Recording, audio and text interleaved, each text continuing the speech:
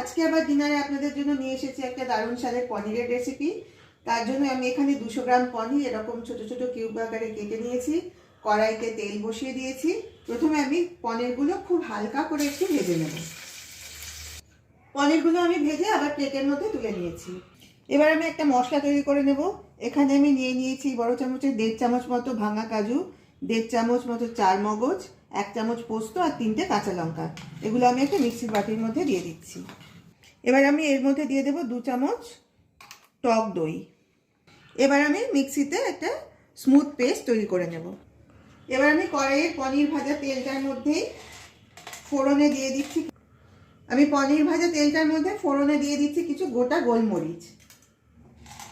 এবার মিক্সিতে বেটে রাখা মশলাটা আমি কড়াইয়ের মধ্যে দিয়ে দিলাম।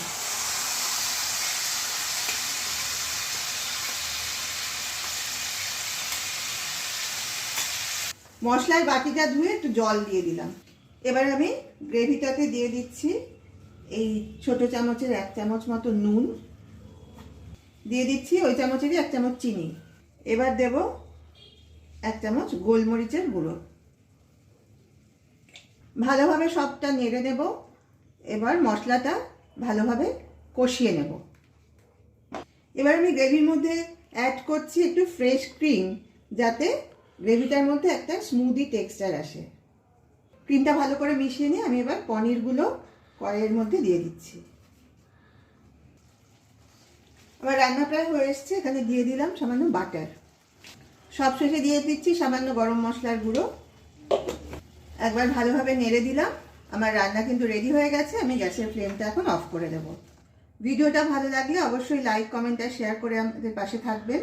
যারা 3 দিদির হেসেল ইউটিউব চ্যানেল থেকে দেখলেন তাদেরকে অনুরোধ করব আপনারা প্লিজ আমাদের চ্যানেলটা সাবস্ক্রাইব করে আমাদের পাশে থাকুন।